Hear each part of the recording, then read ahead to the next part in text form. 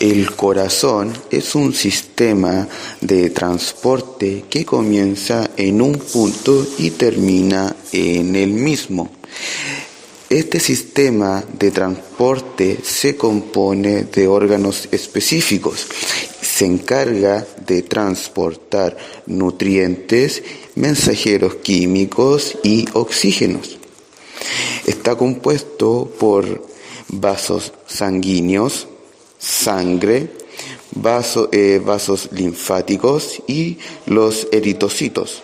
Son afines de gases como el oxígeno y el dióxido de carbono. El corazón es un motor que se encarga de bombear la sangre y es un músculo de fibras estiradas que se contraen de manera autónoma. Está compuesto por 4 cámaras que producen que el flujo vaya en una sola dirección. Los movimientos de contracción se denominan sístole y los de relajación diástole. El corazón también está compuesto por 4 cavidades principales y 4 válvulas. Histológicamente contienen 3 capas, que es el epicardio, miocardio y endocardio.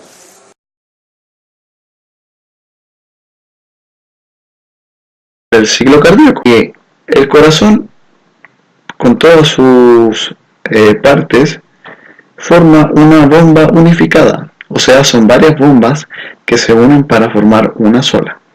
Cada una de estas bombas se separan en el lado derecho e izquierdo. El corazón funciona en 2 grandes partes, aurículas y ventrículos. Las aurículas están separadas de los ventrículos por válvulas. A continuación veremos cuáles son esas partes del corazón que señalábamos anteriormente. Podemos decir que se compone de la aurícula derecha, la aurícula izquierda, la vena cava superior, la arteria aorta, arteria pulmonar, venas pulmonares, válvula mitral, válvula sigmoidea aorta, ventrículo izquierdo, ventrículo. Se compone de la aurícula derecha, la aurícula izquierda, la vena cava superior, la arteria aorta, arteria pulmonar, venas pulmonares, válvula mitral, válvula sigmoidea aorta, ventrículo izquierdo, ventrículo derecho, vena cava inferior, válvula tricúspide y válvula sigmoidea pulmonar. En la siguiente imagen podemos ver las partes por donde ingresa, por donde se mantiene la sangre y por donde finalmente sale para completar el ciclo cardíaco. Pero eso no importa, vamos a verlo más adelante. Tiene una duración de 0.8 y 0.9 segundos. Está compuesto por etapas de relajación y contracción. Estamos haciendo referencia al ciclo cardíaco. Consiste también y se compone de una diástole y una sístole, en donde la diástole consta de la relajación y tiene una duración de 0.8 y 0.9 segundos. Está compuesto por etapas de relajación y contracción. Estamos haciendo referencia al ciclo cardíaco. Consiste también y se compone de una diástole y una sístole, en donde la diástole consta de la relajación y el llenado, que aproximadamente duran 0.6 segundos, y también se compone de la sístole, que en esta podemos encontrar que hay una contracción y finalmente la expulsión de la sangre, la cual dura 0.3 segundos. A continuación hablaremos sobre el electrocardiograma. El electrocardiograma podemos decir que es la manera gráfica de medir la actividad eléctrica del corazón, y la unidad de medida de esto es en milivolt. Podemos señalar, y cabe señalar la importancia de que el electrocardiograma sirve para muchas cosas. Una de esas muchas cosas es, muchas veces nosotros nos presentamos en gimnasios nos presentamos en natación para poder nadar y poder mantener una vida activa saludable haciendo deporte. Y muchas veces nosotros nos piden electrocardiograma. ¿Para qué? Para esto, para medir la actividad eléctrica del corazón, la cual es muy importante, porque si nosotros no tenemos conocimiento de lo que, bueno, resumiendo, tenemos la onda P, que es la de despolarización de aurículas. También tenemos la QRS, que vendría siendo la despolarización ventricular. También y finalmente tenemos la onda T, que consta de la repolarización ventricular. Cabe señalar también que el electrocardiograma es una de las principales herramientas para diagnosticar las alteraciones del sistema de conducción, de las cuales las más conocidas son las enfermedades al nódulo sinusal, bloqueos autoventriculares, y también podemos señalar, y no es menos importante, que es el registro gráfico de la actividad eléctrica del corazón. Su registro es documentado con reflexiones positivas y negativas en relación a una línea de referencia, donde podemos ver el gráfico típico que aparece en las películas, de que va una línea hacia arriba, otra hacia abajo, donde muchas veces si está muy arriba puede ser que haya alguna alteración, y si está muy baja, los signos cardíacos o si las pulsaciones cardíacas están muy bajas. Esto indica también que hay mayor respuesta del corazón o una mayor reacción del corazón, y todo esto lo revela el electrocardiograma. Ok. Las fases del ciclo cardíaco son 4. La primera fase es la de llenado rápido y lento. La segunda fase es la de contracción isovolumétrica. La tercera fase es la de eyección. La cuarta fase es la de relajación isovolumétrica. La primera fase es la fase del llenado rápido y lento. Esta primera parte se conoce como el llenado rápido y es donde existe un flujo de sangre rápido. O sea, ¿qué quiere decir? Que ingresa la sangre por las arterias,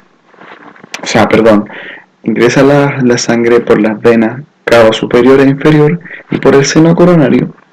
Ingresa, se acumula en la aurícula derecha. Luego de eso pasa la contracción isovolumétrica, provocando que el ventrículo derecho llene el 70%.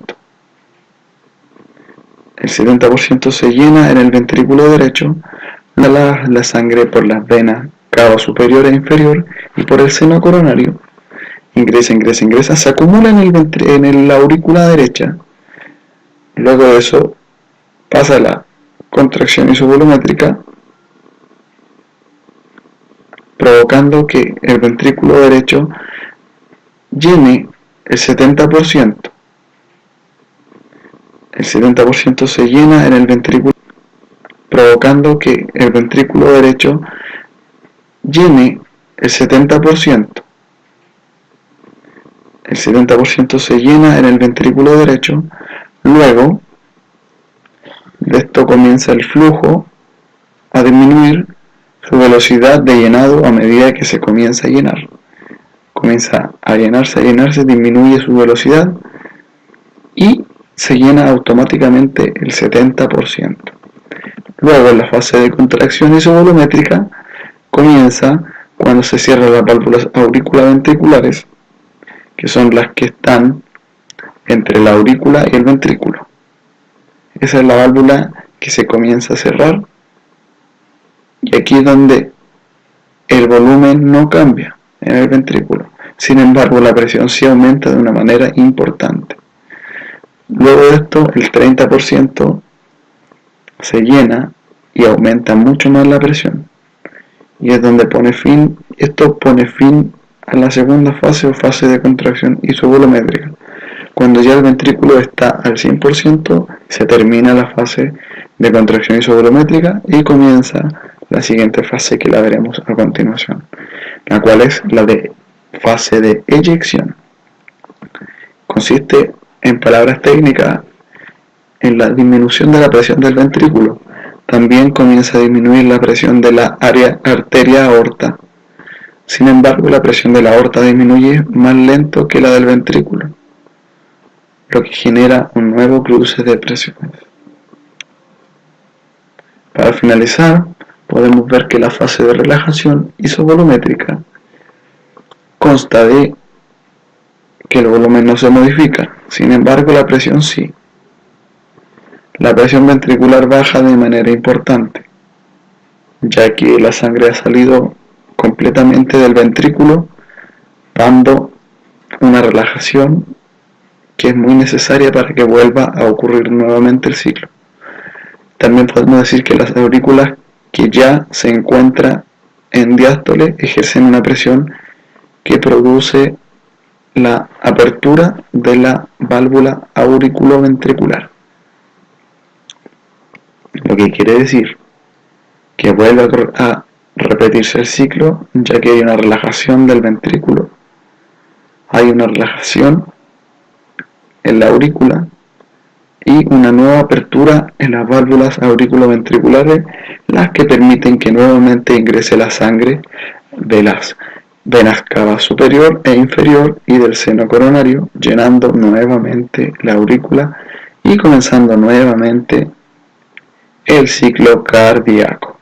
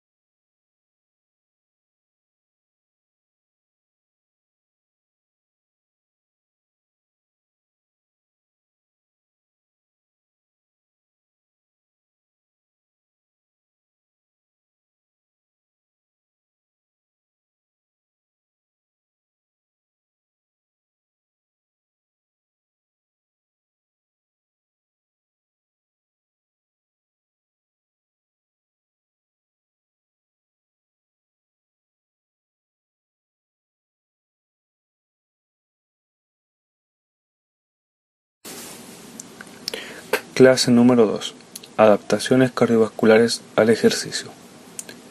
Origen del latido cardíaco. El sistema de conducción cardíaca es un grupo de órganos cardíacos especializados ubicados en las paredes del corazón, que envían señales al músculo cardíaco para que éste se contraiga. Está compuesto por el nódulo sinoauricular, nódulo auriculoventricular, el haz de His derecha e izquierda, la rama derecha del haz de His y las células de Purkinje. El nódulo sinusal o sinoauricular está estimulado por el nervio vago y este proviene del encéfalo, del sistema nervioso autónomo. Latido cardíaco. El sistema de conducción del corazón permite que el impulso que es generado en el nódulo sinusal se propague y estimule todo el miocardio. Este estímulo consiste en una estimulación coordinada y permite la contracción eficaz del corazón para expulsar la sangre. El impulso del nódulo sinoauricular pasa al nódulo auriculoventricular y se distribuye a los ventrículos a través del haz de His. Gasto cardíaco. Es la cantidad de sangre que envía el corazón por minuto a todo el cuerpo. Eso es conocido como el gasto cardíaco. Existen dos variables que regulan el gasto cardíaco. 1. La frecuencia cardíaca y 2. El volumen sistólico. La frecuencia cardíaca promedio corresponde a 70 latidos por minuto y el volumen sistólico a 70 mililitros. La fórmula estipulada sería 70 por 70, que nos da un igual de 4.900 mililitros. Eso es 4.9 litros de sangre aproximadamente.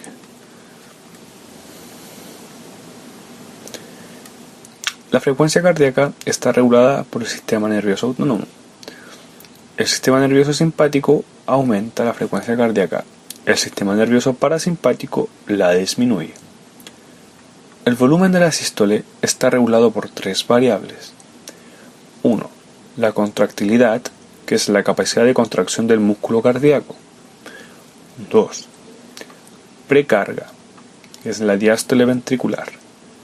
Y la 3 es la postcarga, que es la presión arterial, la aorta. El aumento de cualquiera de los dos componentes del gasto cardíaco provocaría un aumento del gasto cardíaco. En cambio, una disminución de cualquiera de estas dos variables produciría una disminución. Existen dos tipos de respuesta, una respuesta directa y una respuesta refleja.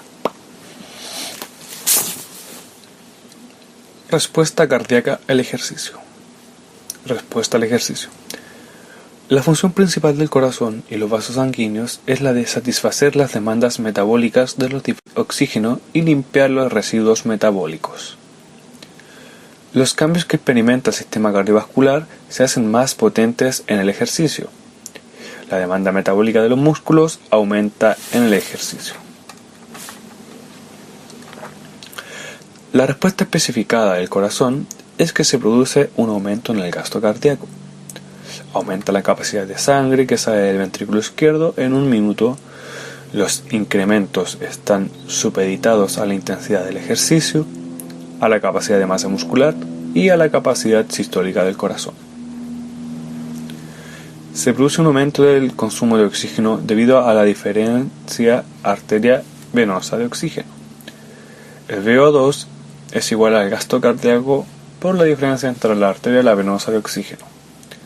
El gasto cardíaco depende entonces del corazón, la frecuencia cardíaca y el volumen sistólico. Y la diferencia arteria-venosa depende de los factores periféricos como el proceso de captación y difusión de oxígeno. Mecanismos de regularización. Existen tres tipos de mecanismos de regularización de la actividad del corazón y el sistema cardiovascular frente al ejercicio.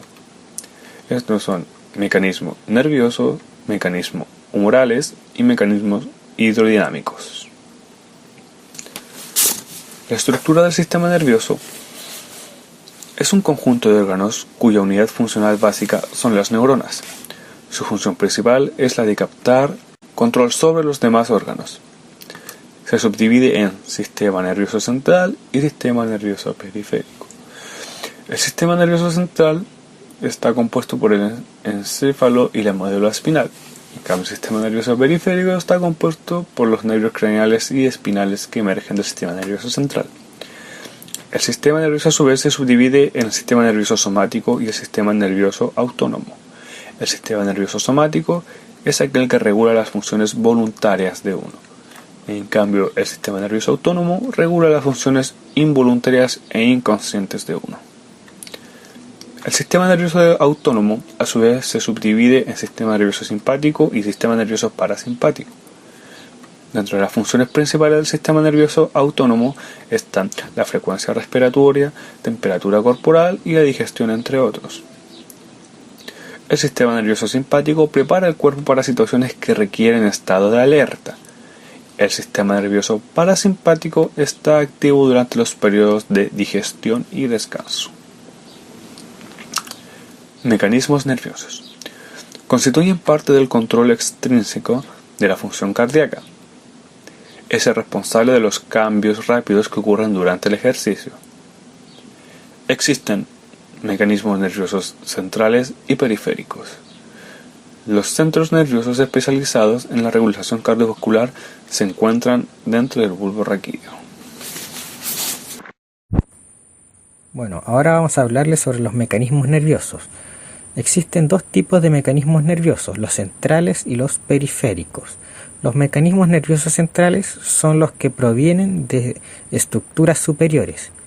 Estos mecanismos nerviosos están encargados de actuar sobre centros nerviosos especializados en la regulación cardiovascular. Los mecanismos nerviosos periféricos son procesos de reflejos iniciados desde receptores situados a la periferia del organismo. En estos centros nerviosos se recibe información proveniente del hipotálamo. El centro vasomotor del bulbo actúa a través de las vías simpáticas y parasimpáticas, que llegan al corazón y vasos sanguíneos. Durante el ejercicio, en general, se activan las vías simpáticas y se inhiben las vías parasimpáticas. Los mecanismos nerviosos centrales. Las señales comienzan desde las áreas motoras de la corteza cerebral y desde aquí se van al bulbo raquídeo. Se les denomina de respuesta anticipatoria, ya que producen cambios a nivel cardiovascular antes de que comience el ejercicio. Mecanismos nerviosos periféricos.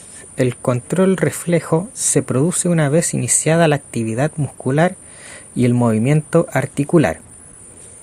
Se generan impulsos nerviosos en receptores situados a diferentes estructuras periféricas, como las articulaciones, los músculos y los vasos sanguíneos.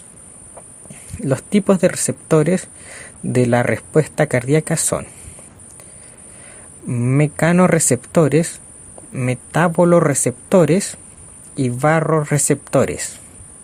Estos receptores aumentan la actividad simpática y disminuyen la parasimpática. Mecanismos humorales pueden ser localizados a nivel tisular y a nivel hormonal.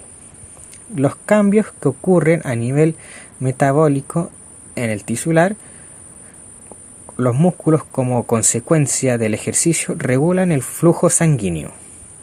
La contracción muscular aumenta la concentración de sustancias con efecto vasodilatador sobre arterias, producto de la respuesta vegetativa.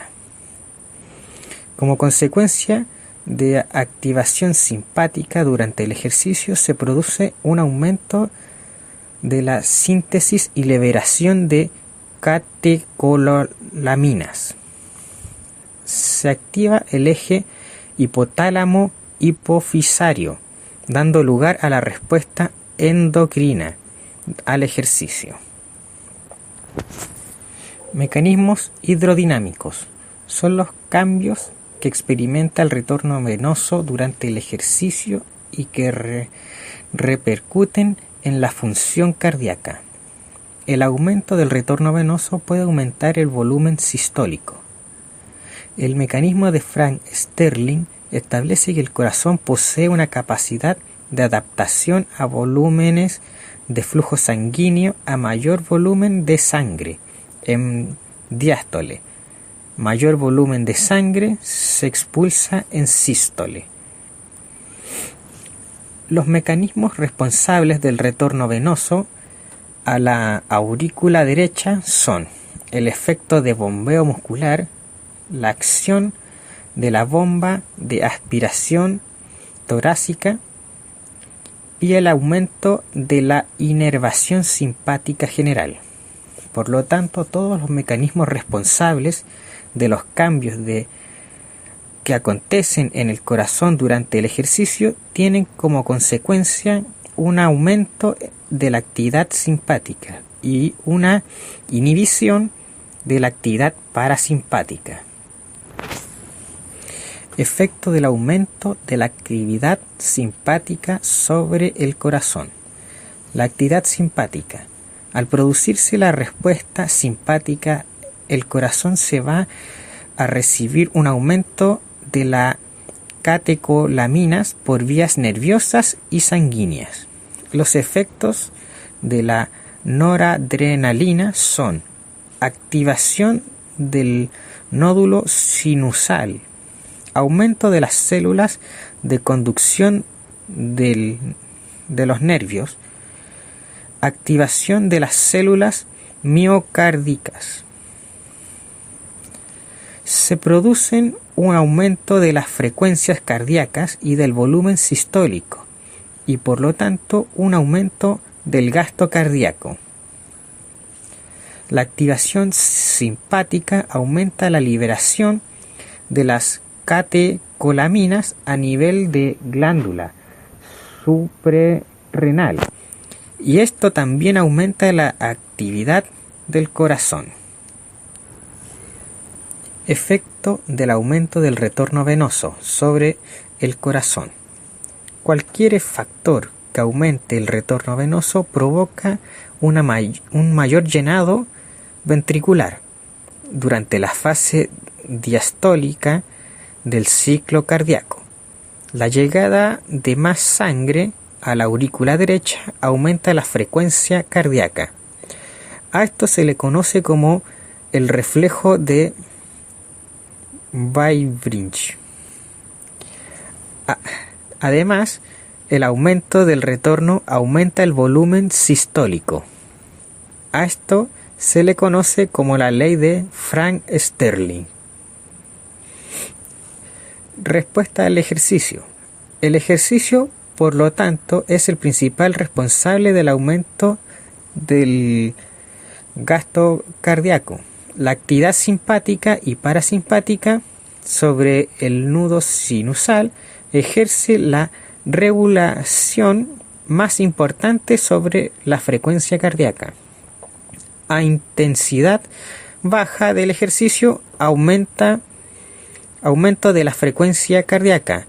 Es casi el único responsable del aumento del gasto cardíaco. Durante el ejercicio dinámico, la frecuencia cardíaca aumenta de forma proporcional a la intensidad del ejercicio, hasta llegar a un máxima intensidad. La capacidad de aumentar el volumen asistólico es la que establece la diferencia más importante de la capacidad funcional de los diferentes sujetos. En un sedentario, el volumen sistólico máxima intensidad. La capacidad de aumentar el volumen asistólico es la que establece la diferencia más importante de la capacidad funcional de los diferentes sujetos. En un sedentario, el volumen sistólico de reposo y máximo en ejercicio es de 60 a 70 a 110, 130 ml respectivamente. En una persona entrenada en volumen sistólico de reposo máximo es de 80 a 110 a 170 a 200 ml respectivamente. Los factores más importantes del aumento del volumen sistólico son el aumento del volumen de llenado, mecanismo de la mejora de la contractilidad miocardíaca, que tiene un efecto mayor a intensidad altas del ejercicio. El gasto cardíaco aumenta de 5 a 20 litros por minuto en sedentarios y de 5 a 35 litros por minuto en personas entrenadas. Cuanto mayor sea la intensidad del ejercicio, mayor será el gasto cardíaco. El gasto cardíaco solo presenta una relación lineal con la intensidad del ejercicio, hasta un 70% de esta. Una vez pasado ese umbral, no aumenta más.